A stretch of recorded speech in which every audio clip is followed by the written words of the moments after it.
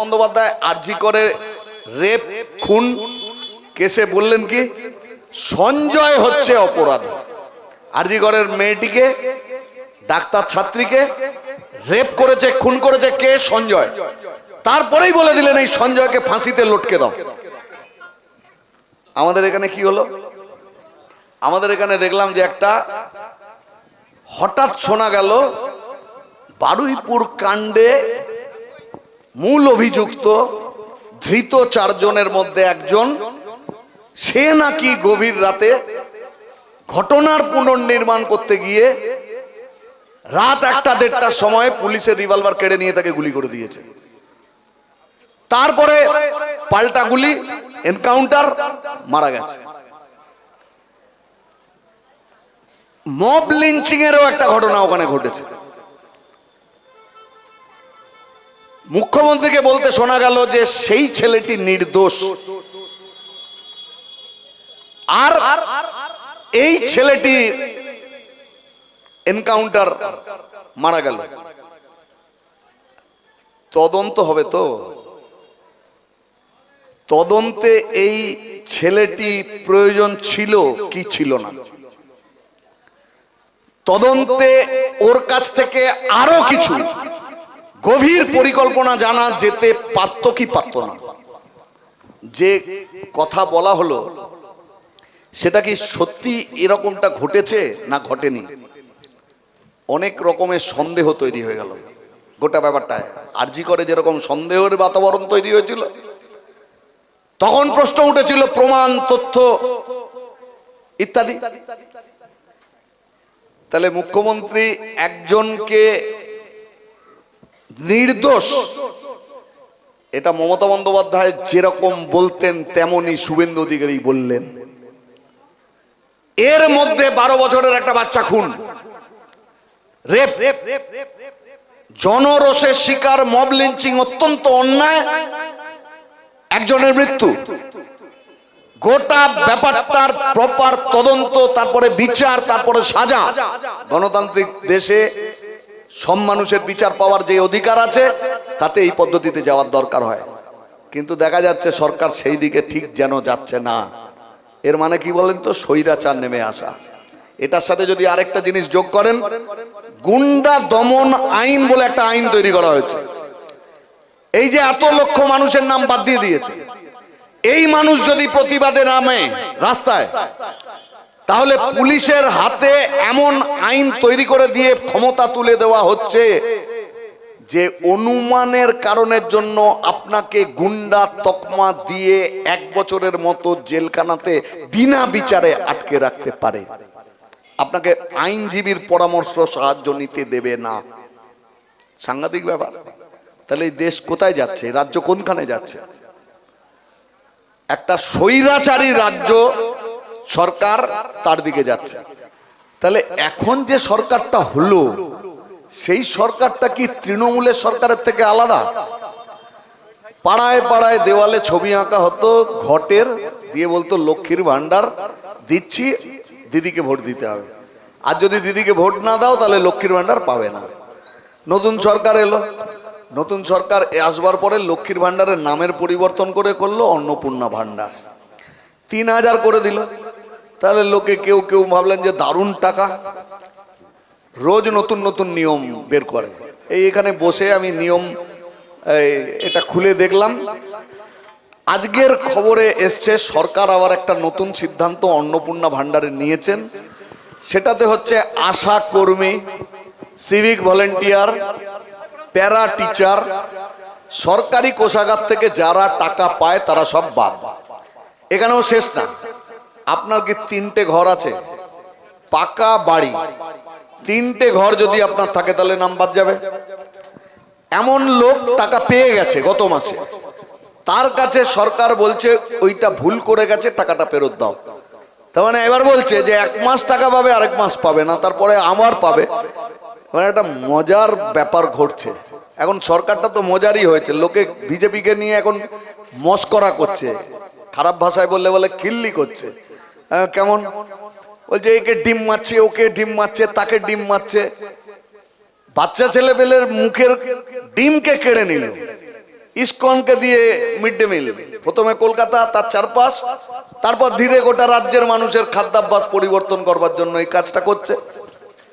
আর ওই ডিম যেটা লোকে খায়, সেই ডিমটাকে ও মারছে বাছাই করা কিছু তৃণমূলকে। কাদের মারছে আপনি দেখবেন খবরের কাগজ খুললে, টিভিতেও দেখিয়েছে, টিভিতে দেখিয়েছে কিনা জানি না, আমাদের এই সব চ্যানেলের যারা এসছে, ইউটিউব চ্যানেল করছে, ফেসবুক পেজ করছে, এরাই এখন সত্যকে মানুষের কাছে তুলে ধরছে। এই যে চারজন চারটে ক্যামেরা নিয়ে করছে, অনেক পরিশ্রম, কত দূর দূর যায়, কিন্তু এরা আছে বলে মানুষ জানতে পারছে হকার উচ্ছেদ সিপিআইএম কি ভূমিকা নিল, যাদবপুরে পুলিশ কি করেছে, AK-47 AK-56 নিয়ে হকারদের বিরুদ্ধে দাঁড়াচ্ছে।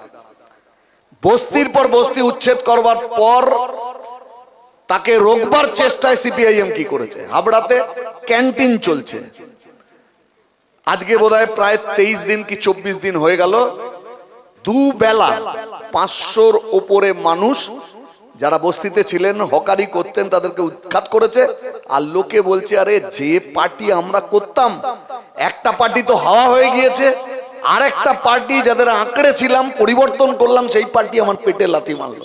আর যাকে দেখিনি, যাকে ভোট দিইনি, সেই পার্টি আমাদের খাবারের ব্যবস্থা করছে, নইলে আমি বাচ্চাটাকে খাওয়াতাম কি? আমার তো মাথায় ছাদ নেই, কোনোভাবে প্লাস্টিক নিয়ে রাস্তায় দাঁড়িয়ে আছি, খাবো কোথায়, থাকবো কোথায়, কিচ্ছু জানি না। এই কথাগুলো ওরা আছে বলে লোকে এখন জানতে পারছে, নইলে জানতে পারতো না।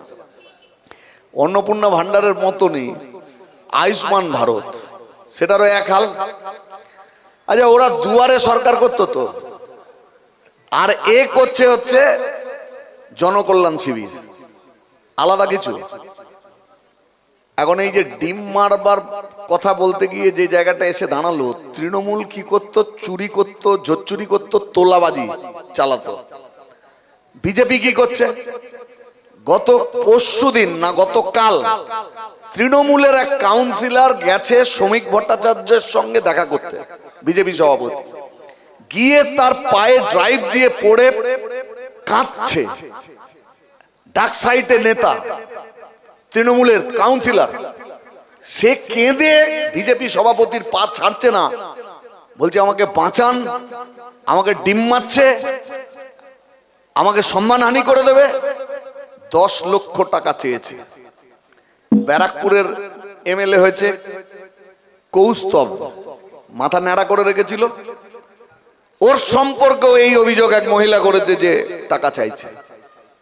তাহলে সর্বত্র 4 মের পর 5 তারিখ থেকে তৃণমূল যেখান থেকে রোজগার করতো, বিজেপি, নব্য বিজেপি, আচমকা বিজেপি, হঠাৎ বিজেপি, ভালো তৃণমূল বিজেপি, সবাই মিলে লাফিয়ে গিয়ে পড়েছে কি করে খাওয়া যায়। এবার আমার কথাটা শেষের দিকে নিয়ে আসছে। সেটা হলো যে কিছু মানুষ মনে করেছিলেন বিজেপিকে ঠেকাতে গেলে তৃণমূলকে লাগবে। আমি তাদেরকে বলছি, আমরা বারে বারে বলেছি তৃণমূল আর বিজেপি এক। সেই মানুষ আমাদের কথা শোনেননি। আজকে আপনি তৃণমূলকে খুঁজে পাচ্ছেন, যা জিতলো MLA MP তা কিন্তু সব বিজেপির সাথে আছে। এই রাজ্যে যে MLA-রা, সেই MLA-দের একটা নতুন ব্লক যেটা বলছে কালীঘাটের সঙ্গে নেই। যে ছেলেটার নাম বলে, ছেলেটার নাম আমি মুখে আনি না, কাজে ওর নাম আমি বলছি না, কিন্তু এই অংশ তারা শুভেন্দুর সঙ্গে বিজেপি করছে। আর দিল্লিতে 25 জন MP, কালকে দেখেছেন 3 জন যুক্ত হলো সকালবেলা, ওই যে জমা আর খরচ বলে, সকালবেলা ঢুকলো, বিকেলবেলা রাজ্যসভার টিকিট পেয়ে গেল, রাজ্যসভার ক্যান্ডিডেট হবে। তাহলে যারা তৃণমূলকে দিয়ে বিজেপিকে রোকবার চেষ্টা করেছিলেন, জীবনে আর এই ভুল করতে যাবেন না। বিজেপির বিরুদ্ধে যদি কেউ লড়তে পারে এই দেশে, সেটা লাল ঝান্ডা, অন্য কারো ক্ষমতা নেই। পা কাঁপবে, হাঁটু কাঁপবে, একমাত্র লাল ঝান্ডা সিপিআইএম পার্টি ওর সঙ্গে লড়তে পারে। এটা এক।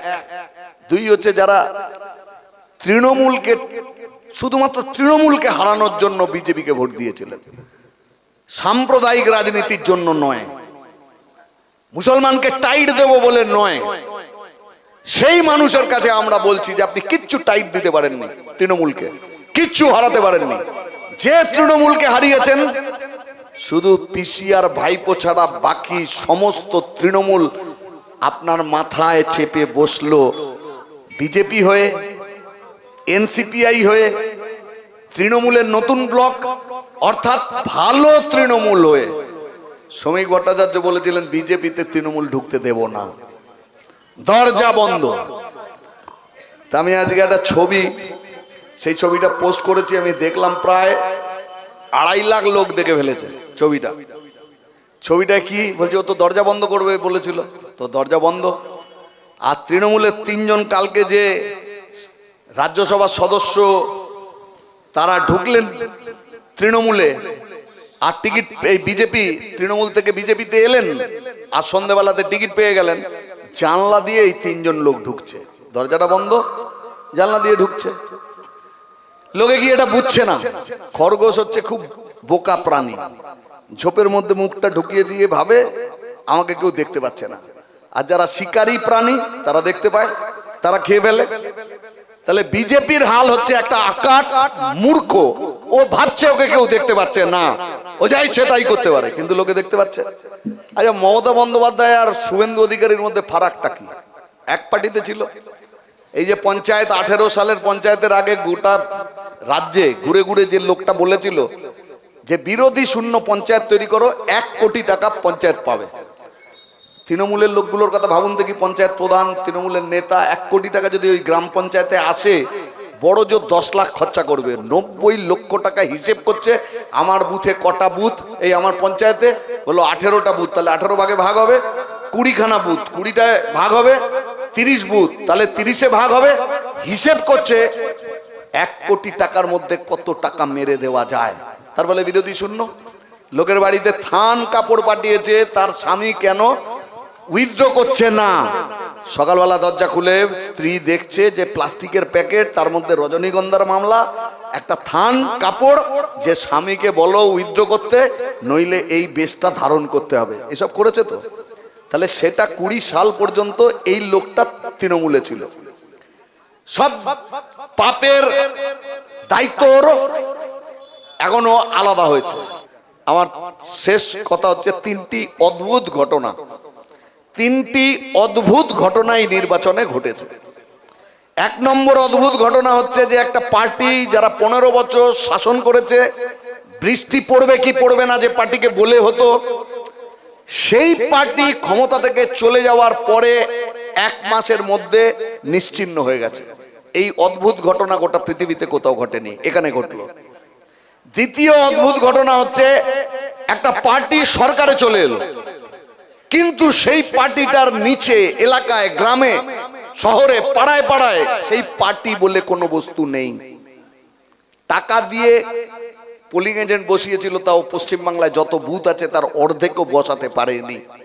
আজকেও 2 মাস পেরিয়ে যাওয়ার পরেও পশ্চিমবাংলার সমস্ত পাড়ায়, শহরে, গ্রামে বিজেপি তৈরি হয়েছে সংগঠন, এ কথা বলা যাবে না।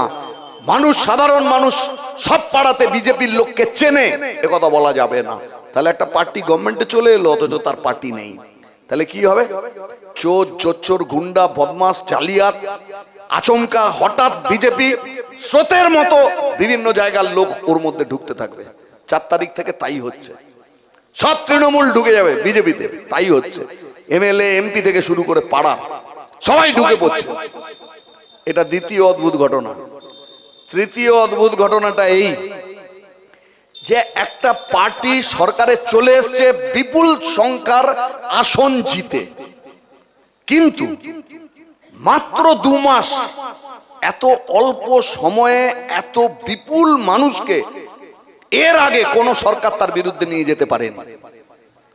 এখানে প্রবীণ মানুষেরা 77 সালের সরকার দেখেছেন, তার আগে 67 সরকার দেখেছেন, 69-এর সরকার দেখেছেন, 77 সরকার দেখেছেন, 2011 সরকারের পরিবর্তন দেখেছেন। 2 মাস সময় মাত্র এমন কাজ বিজেপি করেছে, যারা বিজেপিকে এনেছে তারাই মাথায় হাত, এক কাকে নিয়ে এলাম। গরিব মধ্যবিত্ত মানুষ তারা আক্রান্ত হচ্ছেন।